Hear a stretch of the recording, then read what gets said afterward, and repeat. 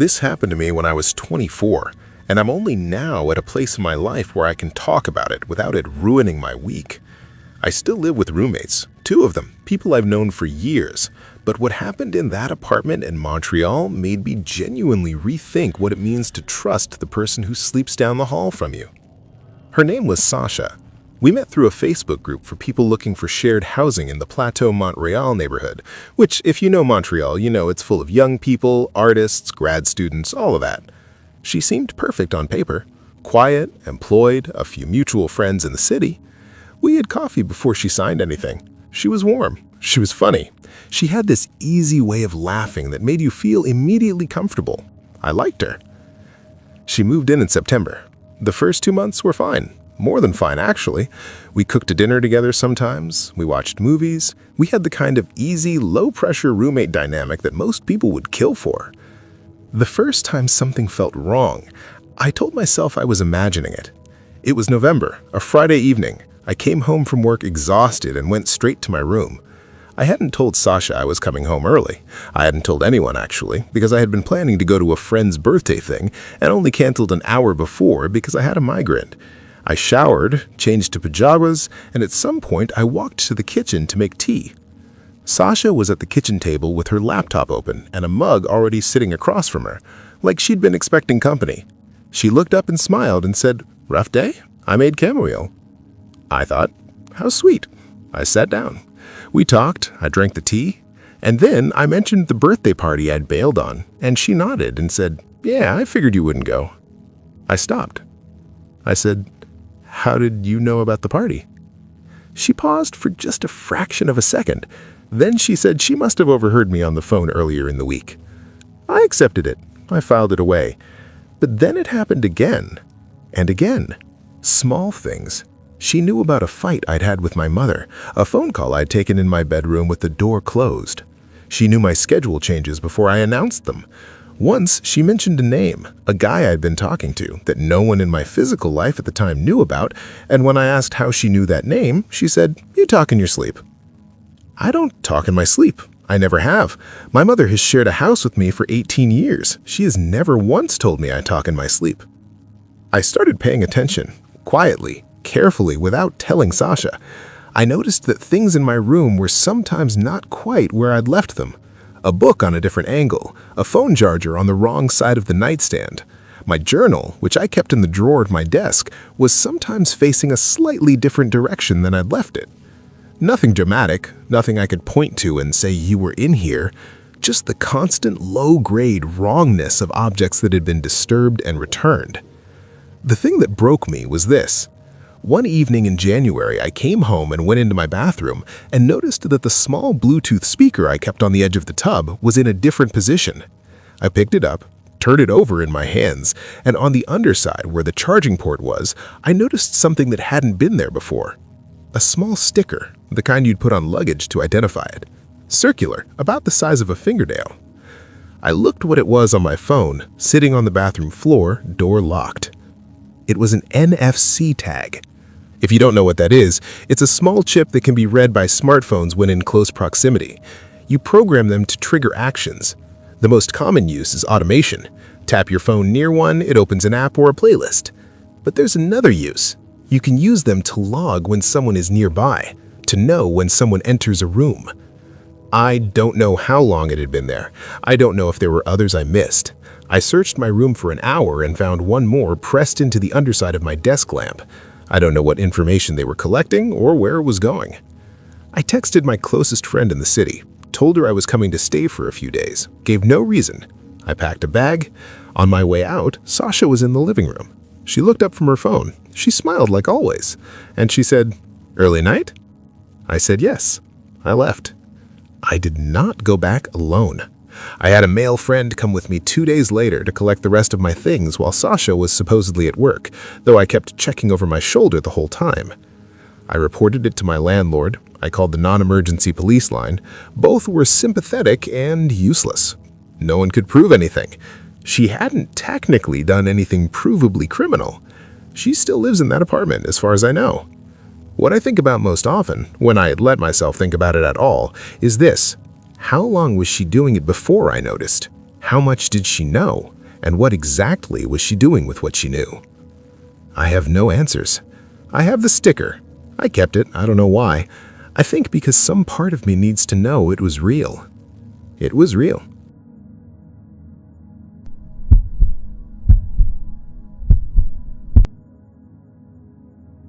The reason I'm putting this story out there is simple. I talked myself out of believing my own experience for 3 years. 3 years of telling myself I was stressed, I was sleep deprived, I was confused about what I saw. And then recently, someone close to me went through something similar, and I realized that if I had told my story earlier, if someone like me had come forward, maybe it would have helped them recognize what was happening sooner. So, here it is. My roommate's name was Joel. We'd been friends since college, not close friends, but friendly. We ran in the same social circles, we had the same taste in music, we'd watched the same sports teams. When we both ended up in Atlanta after graduation, moving together seemed like the obvious thing. We found a 2-bedroom in a nice enough neighborhood near Midtown. Moved in at the start of 2019. It was fine, normal, comfortable. In August of that year, Joel got a promotion that required him to travel a lot. He was gone sometimes 2-3 weeks at a time, flying between Atlanta and various cities for work. The apartment was mine during those stretches. I got used to it. I got used to coming home to an empty place, eating alone, sleeping alone, having the TV to myself. In October, Joel came home from a 3-week trip, and something was different about him. I don't know how to describe this in a way that doesn't sound dramatic or vague because I've tried 100 times and it never quite lands. He looked the same. He talked mostly the same. He knew everything he was supposed to know, our inside jokes, his own history, my name, our mutual friends, but the rhythm was off. Like a song played at the correct notes, but slightly wrong tempo. Something in the timing of his responses, something in the way he'd pause just a half beat too long before laughing at something funny, like he was deciding whether to laugh rather than just laughing. I told myself he was tired. Travel fatigue, jet lag, new stress from the promotion. The first concrete thing I noticed was the food. Joel had been a pretty adventurous eater. He was the person who always wanted to try a new restaurant, who would order the most unusual thing on the menu. After he came back from this particular trip, he ate the same 3 or 4 things on rotation. Rotation without variation. Eggs and toast, chicken and rice, a specific brand of protein bar. I pointed it out once jokingly, and he looked at me with this flat expression and said, "I just know what I like." Okay, people change. Then there was the sleep situation. Our bedrooms shared a wall, and over 15 months of living together, I had become unconsciously familiar with Joel's sleep schedule. He was a night owl, up until 1:30 a.m. watching TV or gaming, slept in on weekends. After the October trip, he went to bed at 9 p.m. every single night, and he was up before 5 a.m. every single morning, like a switch had been flipped. I started noticing that he never called anyone, not once. In the months after his return, did I hear him on the phone. No calls to his parents, who he used to call every Sunday. No calls to his girlfriend at the time, a woman named Trish, whom I liked, and who eventually texted me in December asking if Joel was okay because he had stopped responding to her entirely. I asked Joel about Trish. He said they had broken up. He said this without emotion. He moved immediately to asking what I wanted for dinner. By December, I was genuinely unsettled. I started keeping a note on my phone, just small observations, dated, things that struck me as wrong. I don't know why I did this. I think because writing things down made me feel like I wasn't losing my mind.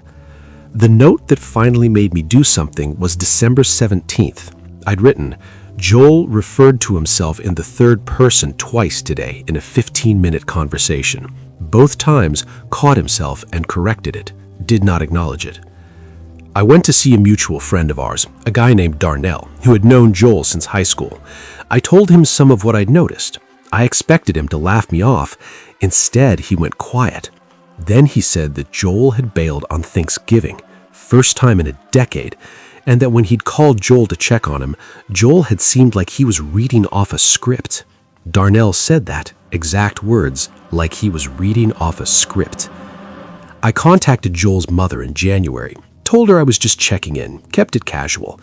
She told me Joel had visited her in September, the month before the October trip. She said the visit was wonderful. She said he seemed completely himself. Then she said something that has never left me. He even brought me those shortbread cookies I like, the Scottish ones from that import shop. He always remembers that. She laughed. I know it's a small thing, but I love that he remembers. I asked Joel about the cookies 2 days later, offhand. I said something like, "Hey, your mom told me you brought those shortbread cookies she likes. That's nice." Joel looked at me. He said, "She loves those." He said it correctly. He said it in exactly the way a person would say it if they remembered bringing those cookies. But his eyes, while he said it, did not match the warmth of the words. It's the hardest thing to explain. His face did the right thing. His eyes were just watching me. I moved out in February. I gave a vague reason about needing a change, moving closer to work. Joel accepted it without protest, without any particular sadness or curiosity. He helped me move boxes into the moving truck with the same efficient, robotic pleasantness that had become his default. I have not spoken to Joel since. Darnell told me last spring that Joel still lives in the Midtown apartment, now with 2 different roommates, that he seems fine, that he still travels for work. I don't have an explanation for what happened to my friend. I've thought about this in every direction, in every quiet moment, for the better part of 3 years. A mental health crisis, a traumatic experience on one of those trips that changed him, something neurological. I've considered it all. What I keep coming back to, and I'm sorry because I know this sounds like I've been watching too many movies, is that I never once in all the months after October heard Joel on the phone with his parents. Not once. Not a single call from anyone from his life before. Except the trip. Except whatever happened during those 3 weeks. I don't know what I'm suggesting. I genuinely don't. I just know that the person who came back to that apartment was not entirely the same person who left. And I know that whatever he is now, he is still out there, living normally, traveling, staying in apartments with people who have no reason to notice anything is wrong. That's the part I can't stop thinking about.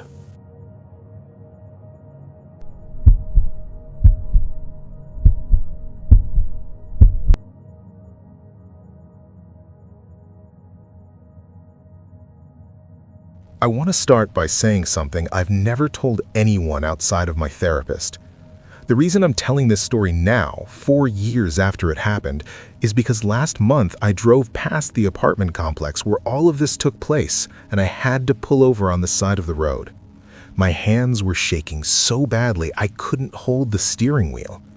I sat there in my car for almost 20 minutes, just breathing. That's when I knew I needed to get this out. It was a Tuesday night in late October. I remember the exact date, October 22nd. I know because I had a work deadline the next morning and I was still awake at 1 a.m., sitting at my desk with my laptop open, trying to finish a report. My roommate, a guy named Craig, had gone to bed hours earlier. I could hear him snoring through the thin wall that separated our bedrooms. That sound, that slow, rhythmic snoring, was actually the thing that kept me calm. It was background noise. It was normal. At some point around 1:15, I got up to grab a glass of water from the kitchen. Our apartment was a standard 2-bedroom on the 3rd floor of a complex in Portland, Oregon. Long hallway connecting the bedrooms to the living area, kitchen off to the left. I padded down the hall in my socks, flipped the light on, filled my glass. That's when I noticed the front door. It was open. Not wide open, not like a break-in, just slightly ajar, maybe 3 or 4 inches, with the deadbolt still retracted and the door swaying the smallest amount in the draft coming up from the stairwell. My first thought was that Craig had gone out for a smoke and forgot to pull it shut all the way. He smoked occasionally, it wasn't crazy, but then I remembered the snoring. I had heard him snoring, clear as anything, not 5 minutes ago. I walked to the front door, looked into the hallway. Empty, no one. just the dim yellow light of the corridor and the elevator at the far end. I pulled the door shut, locked the deadbolt, put the chain on, something I had never done before in 2 years of living there, and went back to my desk. I told myself he must have gone out before I woke up and came back. I told myself I must have imagined the snoring being that recent. I almost believed it. At 2 a.m., I finished my report and finally decided to sleep. I shut my laptop, went to the bathroom, brushed my teeth. On my way back to my room, I passed Craig's door. It was closed, still snoring. I should have felt relieved. I didn't.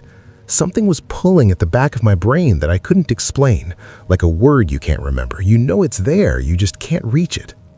I went to bed, I turned off the lamp, and in the dark, lying on my back, it finally hit me. I put the chain lock on the front door after I found it open. Craig's room was on the other side of that front door. If Craig had gone outside and come back in, he couldn't have done back in with the chain on. But he was in his room, snoring, which meant Craig had never gone outside, which meant whoever opened that door was still somewhere in the apartment.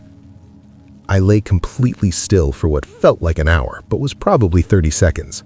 I did not move, I did not breathe loudly. My body understood the situation faster than my brain did, every muscle locked up, every nerve ending screaming. Then I heard it, a slow, careful creak from inside the apartment, a slow, careful creak from the hallway, followed by another, something moving toward the bedrooms.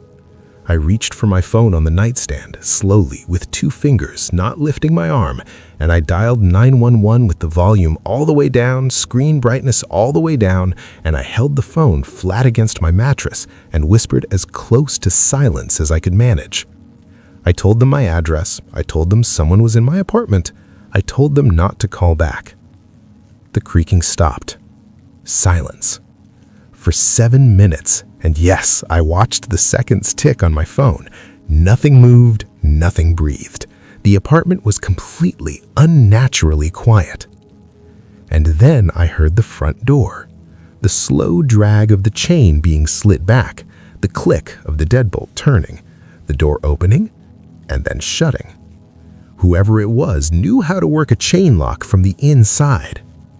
Police arrived 6 minutes later. They searched the entire unit. They found nothing missing, nothing disturbed. Craig slept through the whole thing and was furious when officers knocked on his door. He thought I was paranoid. He thought I dreamed it.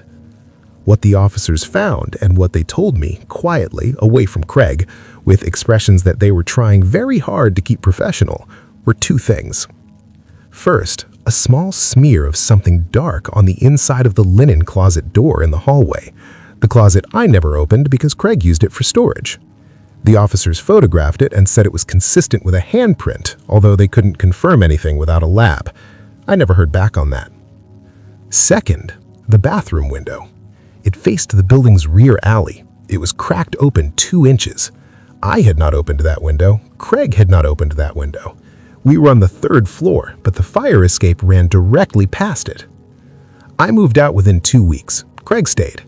He texted me 6 months later to tell me that a woman 1 floor above us had reported a man hiding in her apartment for what the building manager believed may have been multiple nights. He had apparently been using the fire escape to enter units through bathroom and kitchen windows. They never found out who it was. I live alone now. I check every window every night before I sleep, every single one. And I still cannot explain the snoring I heard, slow, steady, completely normal, coming from behind Craig's door, while Craig, according to Craig, was deeply asleep in his room. I don't have an explanation for that part. I've tried not to think about it too hard.